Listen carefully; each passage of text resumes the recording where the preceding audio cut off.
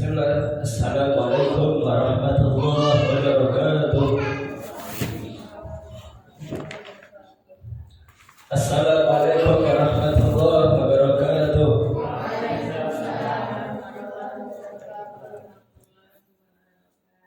Alhamdulillah, wassalatu wassalamu ala rasulillah wa ala alihi wa ashabihi wa man wala. Asyhadu an la ilaha illallah wa asyhadu anna Muhammadan abduhu wa rasuluh la nabiyya wa la rasula ba'dah. Allahumma inna nas'aluka ilman nafi'an wa rizqan thayyiban wa amalan mutaqabbalan. Allahumma la sahla illa ma ja'altahu sahla wa anta taj'alul hazna idza syi'ta sahla. Rabbi shrah li sadri wa yassir li amri wahlul 'uqdatam min lisani yafqahu qawli. Amma ba'du. Bapak Ibu jamaah ibadah salat maghrib yang insyaallah kita lanjutkan dengan salat isya. Mudah-mudahan kita semua mendapatkan rahmat, mendapatkan kasih sayang dari Allah Subhanahu wa taala. Alhamdulillah, kita bersyukur kepada Allah pada kesempatan malam hari ini kita masih diberikan banyak rezeki oleh Allah. Rezeki umur atau rezeki usia, rezeki sehat, kemudian rezeki waktu luang, kemudian rezeki materi, tempat tinggal, kendaraan, makan dan seterusnya. Alhamdulillah, Allah tidak pernah bosan untuk memberikan rezekinya, nikmatnya kepada seluruh makhluknya. Dan mudah-mudahan kita juga tidak bosan untuk taat dan patuh kepada Allah Subhanahu wa taala. Kita terus istiqomah untuk melakukan kebaikan-kebaikan, untuk salat, untuk berpuasa, untuk zakat, untuk sedekah dan amal saleh yang lainnya. Mudah-mudahan kita terus istiqomah. Salah satunya adalah kita hadir di majelis ilmu. Salawat dan salam kita aturkan kepada Rasulullah Muhammad sallallahu alaihi wasallam. Alhamdulillah, berkat perjuangan Rasulullah sehingga kita bisa mengenal Allah Subhanahu wa taala. Mungkin kalau Rasulullah tidak berdakwah, bisa jadi kita ini masih menyembah batu, masih menyembah pohon, masih menyembah makhluk. Sehingga alhamdulillah atas perjuangan dan dakwah Rasulullah sehingga kita bisa mengenal Allah Subhanahu wa taala. Kita bisa salat, kita bisa sujud, kita bisa rukuk, kita bisa patuh. Kita hanya meminta, memohon pertolongan hanya kepada Allah Subhanahu wa taala. Rasulullah sudah dakwah saja masih banyak manusia yang belum mengenal Allah. Rasulullah sudah dakwah saja banyak manusia yang belum taat kepada Allah Subhanahu wa taala. Sehingga alhamdulillah kita bersyukur kita termasuk orang yang dipilih oleh Allah untuk mendapatkan hidayah, untuk menjadi orang yang beriman. Dan ini harus kita syukuri. Mudah-mudahan kita menjadi orang beriman ini sampai kita wafat, sampai kita tutup usia. Bapak Ibu yang dimuliakan oleh Allah Subhanahu wa taala, salah satu ciri orang yang beriman adalah dia selalu meminta kepada Allah Subhanahu wa taala. Ciri orang yang beriman itu butuh Allah Subhanahu wa taala. Ciri orang yang beriman itu senantiasa berdoa kepada Allah Subhanahu wa taala. Sehingga ketika salat dia senantiasa mengucapkan iyyaka na'budu wa iyyaka nasta'in. Hanya kepadamu saja ya Allah kami menyembah, dan hanya kepadamu saja kami mohon pertolongan. Hadirin yang dimuliakan oleh Allah Subhanahu wa taala, tema kita pada kesempatan hari ini adalah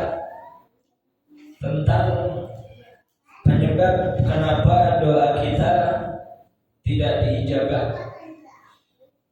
Kenapa doa kita tidak mustajab? Jadi ada beberapa faktor kenapa orang yang beriman ini doanya tidak dikabulkan oleh Allah Subhanahu wa taala. Kita sudah berdoa siang malam, kemudian kita sudah doa setiap waktu sholat, tapi kok kenapa doa kita belum juga diijabah oleh Allah? Jawabannya banyak dari hadis-hadis Nabi. Saya akan menyampaikan beberapa hadis Nabi penyebab doa itu tidak mustajab. Qala Nabi sallallahu alaihi wasallam, "Ma min muslimin yad'u bi da'watin laisa fiha ithmun wa la qati'atu rahimin illa a'tahu Allahu biha ihda thalathin imma an tu'ajjala lahu da'watahu wa imma an yadakhiraha lahu fil akhirah wa imma an yusrif anhu min as-su'i mithla." Qalu idzan nukthiru, qala Allahu akbar. Ada hadis yang sangat sahih. Kata Nabi sallallahu alaihi wasallam, "Ma'min muslim, tidaklah seorang muslim yad'u bi da'watin, dia berdoa, memanjatkan doa, meminta kepada Allah, laisa fiha ithmun, kemudian doa itu tidak mengandung dosa, wala qati'atu rahimin, dan doa itu tidak isinya bukan untuk memutuskan tali silaturahim. Maka kata Nabi, illa a'tahu Allah, maka tidak ada yang lain kecuali Allah akan mengijabahnya. Jadi doa itu ada beberapa doa yang tidak dikabulkan oleh Allah. Yang pertama adalah doa yang mana doa itu keburukan, doa yang dia itu merupakan dosa. Doa ini keburukan. Kalau doa ini keburukan untuk orang yang zalim, untuk orang yang buruk, itu mustajab. Tapi kadang doa ini adalah keburukan untuk orang yang tidak zalim. Kan ada ya, orang itu mendoakan yang buruk untuk saudaranya, padahal saudaranya itu tidak berbuat zalim. Nah, ini salah satunya adalah seseorang yang terkena penyakit hasad. Jadi tetangganya itu nggak ngapa-ngapain, nggak nyakitin, nggak apa gitu, nggak mengganggu. Tahu-tahu kalau didoain keburukan, semoga kecelakaan, semoga rumahnya kebakaran, semoga jatuh sakit. Itu kan doa keburukan. Itu tidak dikabulkan oleh Allah. Karena apa? Karena doa itu ditujukan kepada orang yang tidak zalim, melainkan dirinya lah yang zalim kepada dirinya sendiri, karena dia telah hasad kepada saudaranya. Jadi doa yang seperti ini tidak dikabulkan. Jadi doa yang mengandung dosa. Atau doa qati'atu rahimin, doa yang isinya adalah untuk memutuskan tali silaturahim.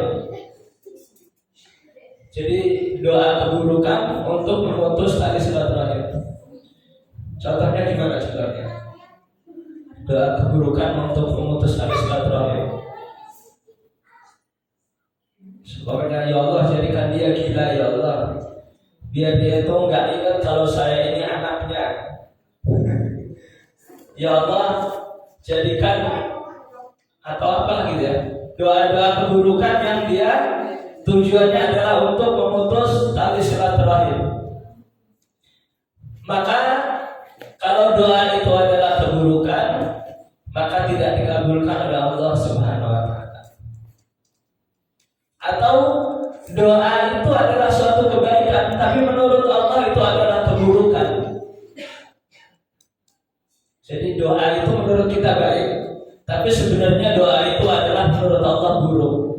Maka doa itu tidak diijabah, melainkan Allah ganti dengan yang lainnya. Beberapa minggu yang lalu sudah kita sampaikan.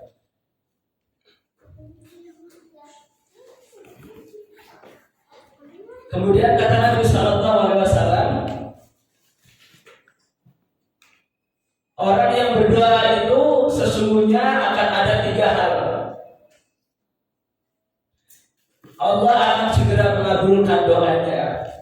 Selama doanya tadi ya, doa itu pasti diijabah kecuali 2 doa tadi. Doa yang dia mengandung dosa, atau doa yang dia memutus tali silaturahim. Doa keburukan untuk diri sendiri itu nggak boleh. Semoga ada seorang pemuda berdoa, ya Allah jadikan saya ini ahli judi. Itu nggak boleh. Ya Allah saya ini kalau judi menang terus, ya Allah. Itu dosa ya. Ya Allah saya ini kuatkan dalam meminum khamr. Kalau saya minum beberapa botol, 10 botol nggak mabuk-mabuk, atau apalah doa-doa keburukan, maka itu tidak akan dikabulkan oleh Allah Subhanahu Wa Taala. Dan itu tidak boleh ya, doa yang seperti itu tidak boleh. Doa keburukan untuk orang lain yang tidak mendolimi kita, atau doa untuk diri kita sendiri keburukan, maka tidak boleh. Kalau doa itu bukan suatu keburukan, bukan suatu dosa, atau bukan untuk memutus tali silaturahim, maka doa itu pasti akan dikabulkan. Kata Nabi Sallallahu Alaihi Wasallam, doa itu bisa dikabulkan dengan segera. Begitu meminta langsung dikasih. Ya Allah segera mengabulkan. Kemudian yang kedua, doa itu akan disimpan oleh Allah Subhanahu Wa Taala untuk di akhirat kelak sebagai pahala. Umpamanya dia berdoa, ya Allah murahkan aku rezeki, tapi kalau rezekinya masih juga syarat, ya Allah jadikan aku orang yang berkecukupan, orang yang kaya raya. Tapi kalau dia tidak kaya, maka doa itu disimpan oleh Allah Subhanahu Wa Taala dan nanti dibalasnya di akhirat. Jadi kalau kita berdoa, kemudian doa kita kok belum dikabulkan, maka jangan putus asa, karena doa kita itu pasti bernilai pahala di sisi Allah Subhanahu Wa Taala dan nanti doa itu dibalasnya di akhirat.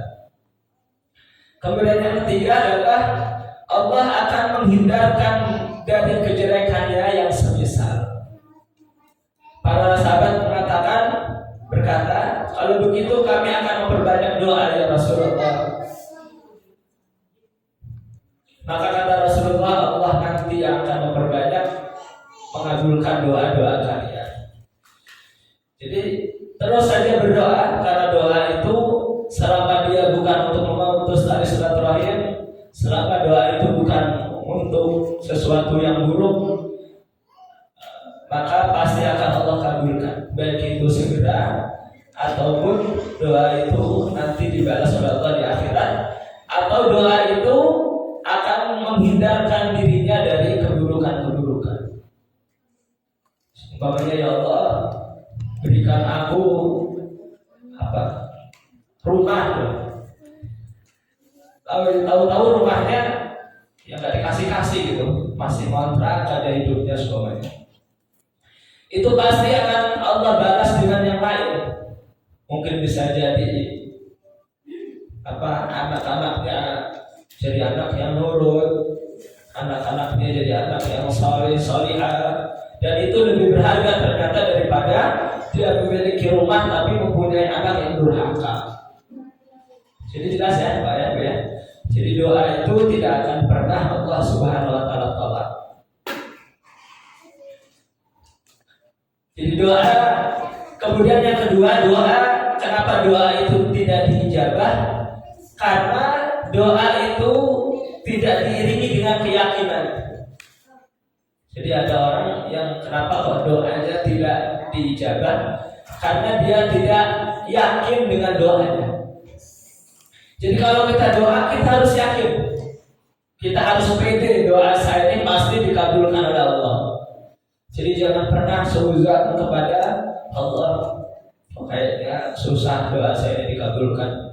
Jangan pernah seperti itu. Wah, sholat saya masih bolong-bolong. Wah, saya ini masih buruk, masih berdosa, kayaknya doa saya ini gak dikabulkan. Jangan seperti itu, tetap aja yakin sambil memperbaiki amal kita. Tetap aja yakin, terus sambil berusaha memperbaiki akhlak kita. Jadi jangan pernah suudzon kepada Allah Subhanahu wa taala. Qala Nabi sallallahu alaihi wasallam, ud'ullaha wa antum muqinun. Ud'ullaha wa antum muqinuna bil ijabah. Wa'lamu anna Allaha la yastajibu du'a'an min qalbin ghafilin lah. Kata Nabi sallallahu alaihi wasallam, berdoalah kepada Allah dalam keadaan yakin akan dikabulkan. Jadi harus pede ya. Doa saya ini sudah pasti dikabulkan. Jangan justru malah pesimis, kayaknya doa saya gak dikabulkan. Jangan seperti itu, tapi harus yakin pasti doa saya dikabulkan. Maka kata Nabi, ud'ullaha wa antum muqinuna bil ijabah. Berdoa kepada Allah dalam keadaan yakin bahwasanya doa itu akan dikabulkan, diijabah. Wa'lamu anna Allah la yastajibu du'aan min qalbin ghafilin. Maka kata Nabi, dan ketahuilah bahwa Allah tidak akan mengabulkan doa dari hati orang yang lalai. Jadi doa kita, hati kita ini harus yakin, jangan hati kita menolak dengan doa kita. Selagi doa itu kebaikan, selagi doa itu bukan untuk memutus tali silaturahim, bukan doa keburukan, maka pasti doa itu akan diijabah. Jadi harus yakin ya. Pertama doanya yang baik-baik ya. Jangan doa yang buruk, doa yang baik-baik. Kemudian yang kedua, berdoa dengan cara hati yang yakin. Jadi lafaznya baik, yang kita baca baik, kemudian hati kita yakin.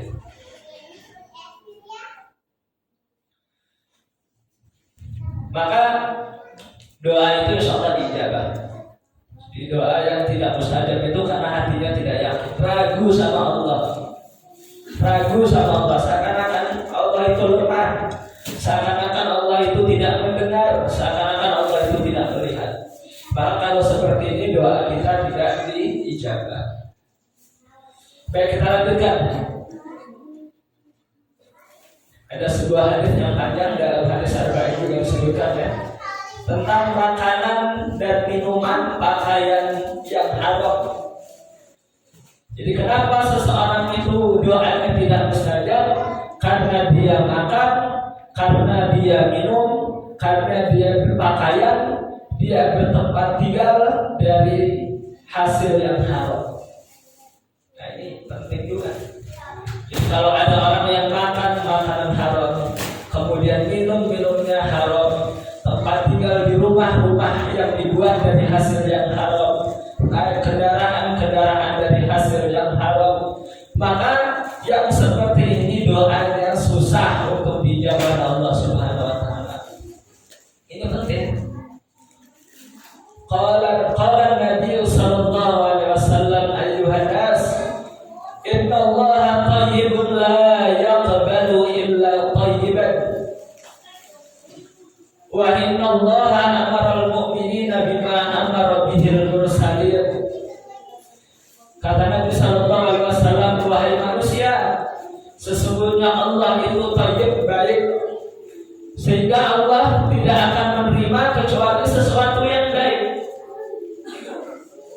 Maka sesungguhnya Allah memerintahkan kepada orang-orang yang beriman dengan apa-apa yang diperintahkan oleh para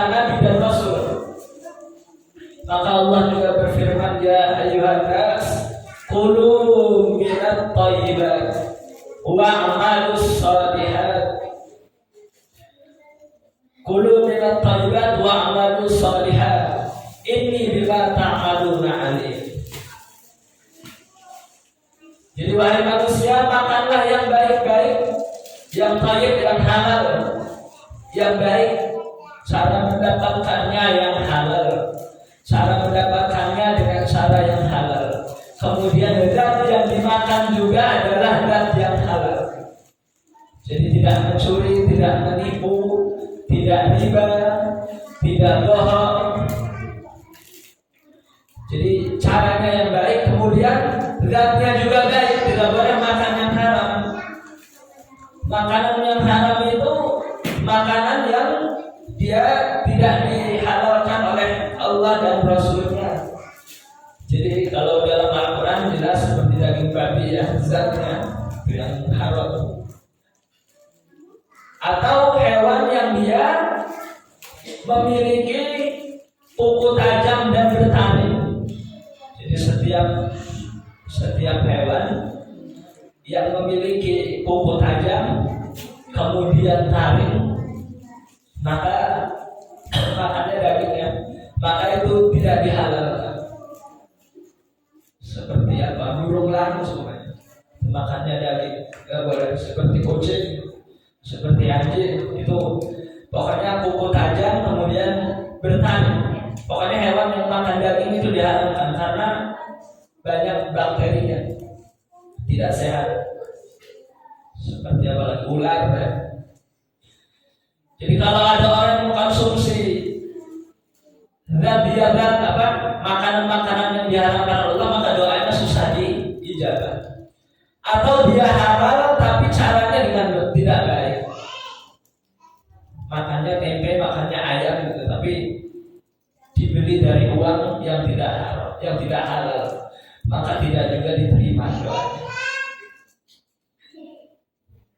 Maka kata Allah Subhanahu wa taala, ya ayyuhar rusulu kulu minat thayyibat. Wahai para rasul, makanlah oleh kalian dari yang baik-baik, wa'malu shalihah, kemudian beramallah amal yang saleh. Ini bima ta'maluna alim, karena sesungguhnya aku, kata Allah, mengetahui apa-apa yang kalian kerjakan. Bapak Ibu yang dimuliakan Allah Subhanahu wa taala, jadi makanan ini penting terhadap amal kita. Makanan yang halal ini sangat penting terhadap amal yang kita lakukan. Ada orang itu yang sholatnya tidak diterima, puasanya tidak diterima, termasuk doanya tidak diterima oleh Allah Subhanahu wa taala karena dia makan makanan yang haram, baik itu caranya haram atau zatnya yang haram. Memakan makanan yang menyembelihnya tidak mengucapkan nama Allah, itu haram.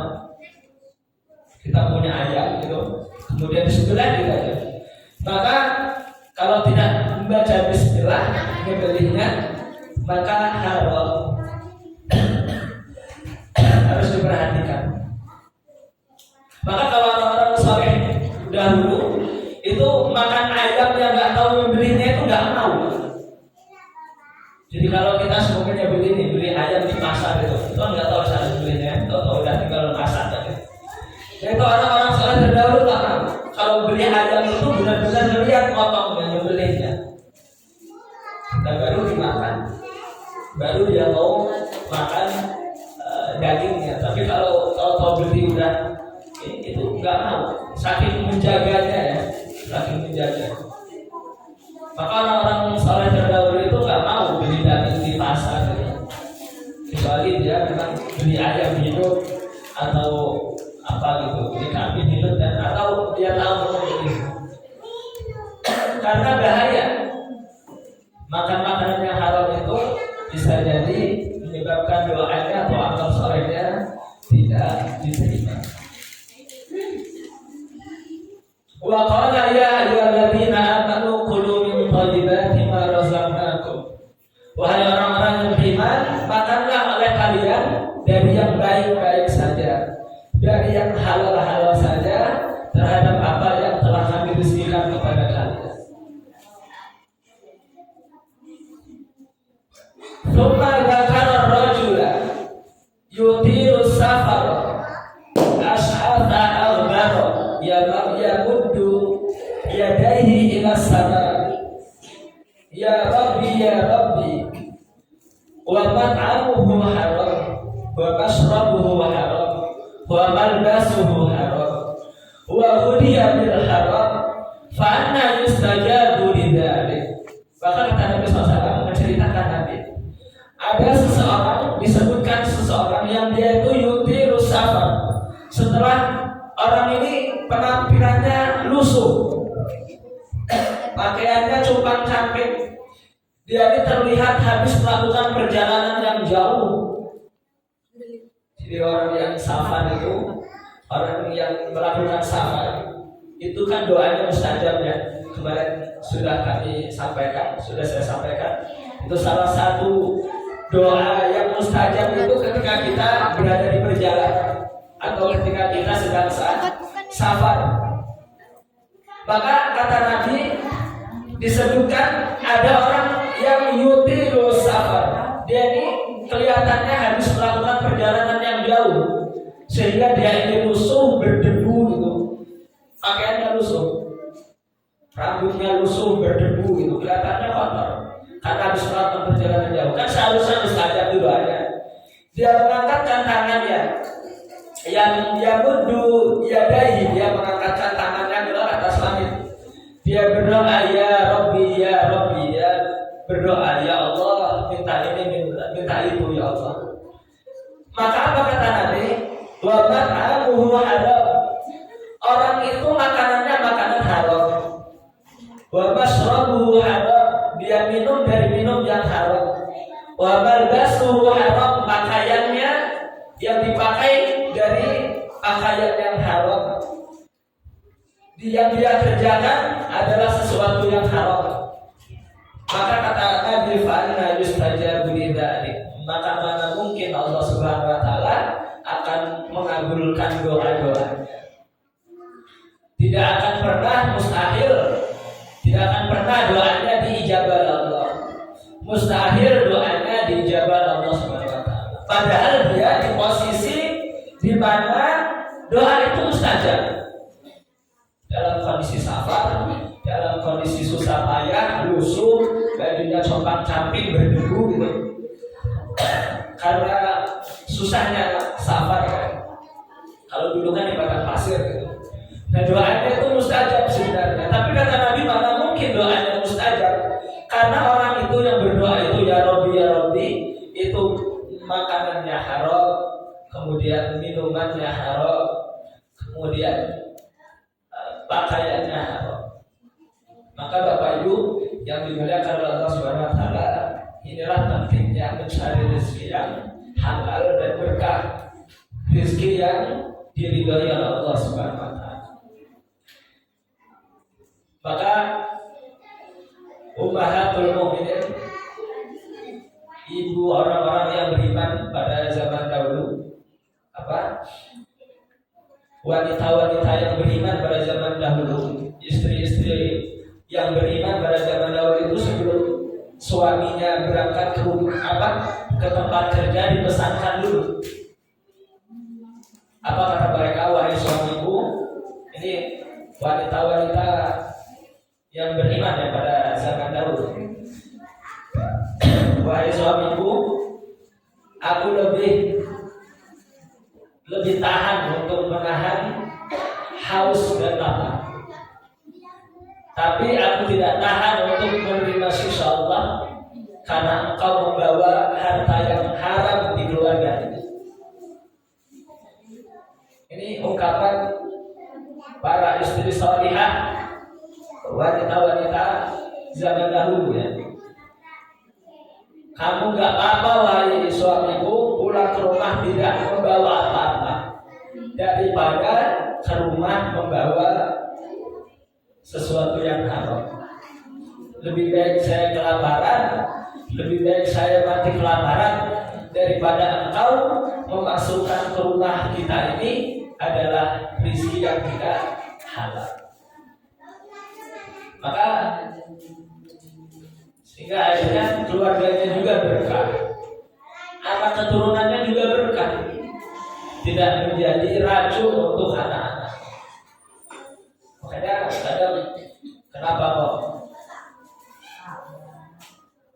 kelihatannya orang itu secara harta kaya raya gitu kan, tapi kok kenapa anak-anaknya susah untuk taat kepada Allah, untuk sholat susah, baca Qurannya susah, untuk taat kepada Allah itu susah. Pokoknya dia itu nggak kenal agama, padahal harta yang berlimpah. Nah, karena bisa jadi harta yang didapatkan oleh keluarga itu, oleh suaminya, oleh orang tuanya itu dari cara yang tidak halal. Maka penting ya. Maka kata orang tua dari Imam Bukhari, ayahnya Imam Bukhari ya. Imam Bukhari itu riwayat hadis yang paling banyak meriwayatkan hadisnya, ada Sahih Bukhari. Kata ayahnya Imam Bukhari ketika beliau wafat, dia menceritakan kepada orang-orang yang ada di sekelilingnya. Jadi Imam Bukhari ayahnya Imam Bukhari ini ketika menjelang wafat, dia mengungkapkan suatu ungkapan kepada orang yang ada di sekelilingnya, termasuk istrinya, termasuk saudara-saudaranya yang lain. Kata ayahnya Imam Bukhari, wahai saudara-saudaraku yang ada sekelilingnya. Karena waktu itu ayahnya Imam Bukhari ingin wafat.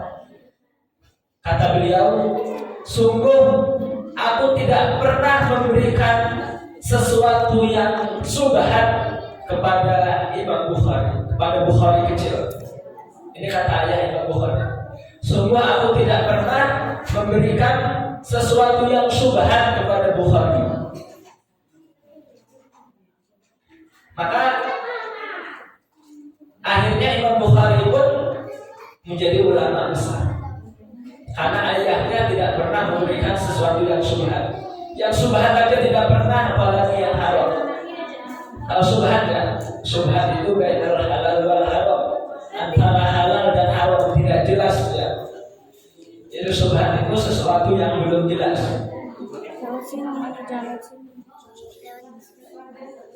Nemu uang suaranya 100.000, nah itu masih subhat, belum halal, tapi belum juga dikatakan haram. Dia harus diumumkan dulu selama 1 tahun. Kalau 1 tahun itu selama 1 tahun belum ada yang mengaku, maka baru itu sudah halal diambil. Sesuatu yang subhat. Maka ayah daripada Imam Bukhari ini tidak pernah memberikan sesuatu yang subhat kepada Imam Bukhari, sehingga akhirnya Imam Bukhari menjadi ulama besar, ulama yang saleh. Jelas ya Bapak Ibu ya? Jelas Ibu? Insyaallah. Baik. Jadi kalau anak-anak kita ingin menjadi anak-anak yang taat, ingin menjadi anak-anak yang saleh, ingin anak-anak kita itu mudah dalam mempelajari Al-Quran, maka jangan diberikan makanan, minuman, pakaian yang haram. Tempat tinggalnya jangan dari tempat tinggal yang hasil haram. Kendaraannya juga dipastikan halal, bukan dari hal yang haram. Maka insyaallah kalau semuanya sudah halal, insyaallah doa kita mustajab. Maka dicek dulu makanan kita untuk sehari-hari itu seperti apa. Terus apa lagi? Rumah kita itu seperti apa?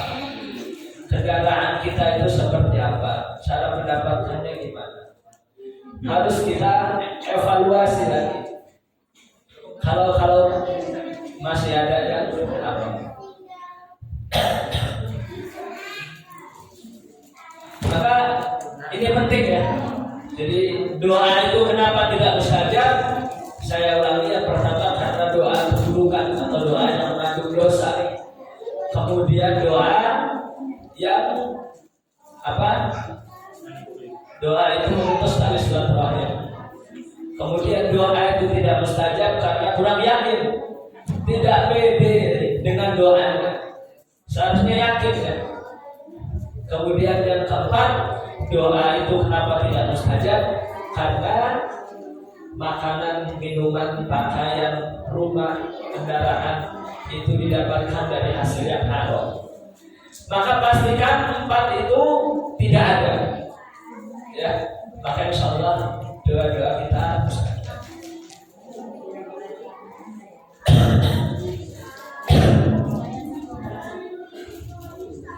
Kemudian kenapa doa itu tidak mustajab?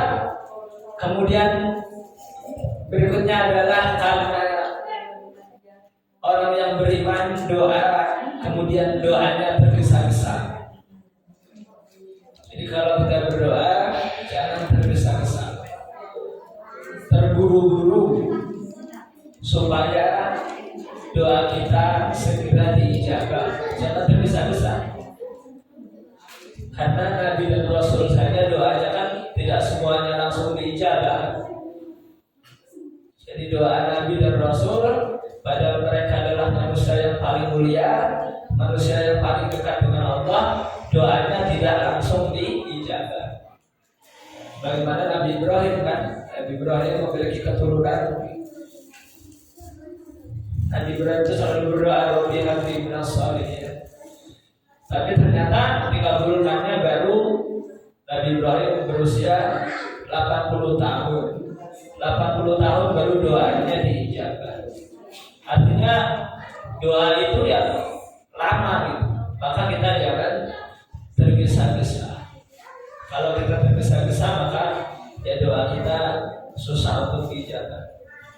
Kemudian kenapa doa itu susah untuk dijabah? Karena ketika berdoa tidak menerapkan adab, tidak menggunakan adab. Kemarin sudah kita sampaikan ya, adab-adab berdoa. Jadi doa dalam kondisi suci, baik itu hadas besar atau hadas kecil, menghadap kiblat, kemudian mengangkat tangan, dan seterusnya. Doa di tempat yang paling baik yaitu masjid. Kemudian waktu-waktunya juga harus dipilih, waktu yang mustajab. Nah ini kemudian ketika membaca doa juga harus didahului dengan tahmid, memuji Allah, bersolawat, memohon ampun, baru meminta, baru berdoa yang lainnya. Maka kalau adab-adabnya tidak dijaga, tidak ditunaikan, maka peluang doa kita dikabul itu susah. Jadi harus dipenuhi dulu. Kemudian kenapa doa kita ini tidak mustajab? Karena melakukan hal yang tidak disukai oleh Allah Subhanahu wa taala. Banyak melakukan yang makruh saja, yang makruh saja itu doa itu susah dijabah, apalagi yang haram. Banyak yang tidak disukai Allah. Makruh itu kan tidak disukai Allah ya. Apa contohnya makruh? Merokok makruh. Minimal hukum merokok itu makruh. Tidak ada yang mengatakan merokok itu mubah atau apalagi halal saja. Makruh. Dan banyak yang ulama yang berpendapat haram. Jadi kalau orang itu banyak melakukan yang makruh, maka dia susah doanya untuk dijaga. Itu kan kebanyakan doa ya Allahumma ajirna minan nar, Allahumma ajirna minan nar, Allahumma ajirna minan nar. Ya Allah jauhkan kami dari api, ya Allah jauhkan kami dari api. Sementara mulutnya tiap hari dekat dengan api. Allahumma ajirna minan nar, ya Allah jauhkan kami dari api. Sementara tiap hari mulutnya dekat dengan api. Orang minta dijauhkan dari api kok tiap hari mulutnya dekat dengan api. Mohon maaf, bukan merokok. Maka doanya susah dikabulkan. doanya dengan amalannya tidak konsisten.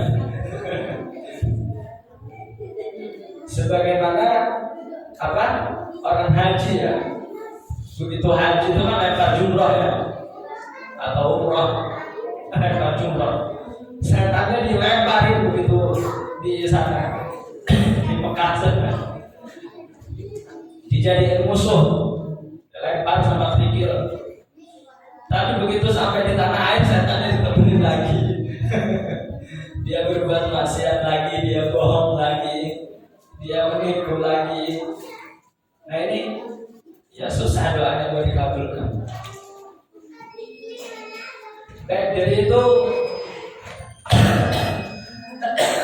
kenapa doa tidak mustajab. Kemudian yang berikutnya, jarang berbuat kebaikan kepada orang lain. Ini penting. Kalau kita berbuat baik kepada manusia, maka Allah akan berbuat baik kepada kita. Maka orang yang rajin sedekah itu salah satu fadilah atau keutamaannya adalah Allah Subhanahu wa taala akan memberikan kebaikan-kebaikan. Baik itu kebaikan berupa kesehatan, panjang umur, atau rezeki yang mudah. Jadi kalau orang itu tidak banyak melakukan kebaikan kepada orang lain, ya, maka doanya tidak mustajab. Baik itu kepada manusia atau kepada makhluk yang lain. Makanya kalau kita kasih makan apa sebanyak kucing, ya, kucing itu kan bertasbih dan berdoa kepada Allah. Kasih makan, ngomong ke kucing doakan saya kucing supaya sehat, supaya rezekinya lancar. Ya. Ngomong aja nggak apa-apa. Bapak ibu yang punya kambing di rumahnya, ngalir gitu capek gitu kan, kasih makan kambing, itu kan suatu kebaikan kan. Walaupun pada ujungnya kambing itu dijual atau dipotong gitu. Ngomong aja, wahai kambing, doakan saya supaya diberikan kesehatan, kelancaran. Kalau kita berbuat kebaikan kepada orang lain, maka itu doa kita akan mustajab. Kemudian yang terakhir, kenapa doa itu tidak mustajab? Karena tidak bersyukur kepada Allah Subhanahu wa taala. Sudah dikasih mobil, pengen mobil yang lain. Sudah dikasih motor, pengen motor yang lebih tinggi lagi. Udah punya rumah, pengen punya rumah lagi. Sudah punya istri, pengen punya istri. Enggak pernah bersyukur. Seharusnya syukur aja, nanti Allah tambah. Punya istri satu disyukur. Kalau syukurnya nanti ditambah sama Allah tuh. Jadi orang yang tidak bersyukur itu doanya susah untuk dijaga. Jadi syukur aja yang ada ya, syukuri nanti Allah tambah. Walaupun tidak ditambah secara nominalnya, tapi ditambah keberkahannya. Punya rumah tenang, rumah tangganya tenang gitu kan. Karena bersyukur. Minimal hati kita itu tenang karena kita bersyukur. Tapi kalau kita nggak bersyukur ya terus merasa kurang dan kurang. Baik, cukup, mudah-mudahan ini semua bisa kita pahami dan bisa kita amalkan dalam kehidupan kita sehari-hari. Mudah-mudahan doa kita, hajat-hajat kita ketika kita memohon dijabah oleh Allah Subhanahu wa taala. Oleh sebab itu, apa yang telah disampaikan ya kita amalkan ya. Kita akhiri dengan doa alhamdulillahirabbil alamin dan doa kafaratul majlis. Subhanallah.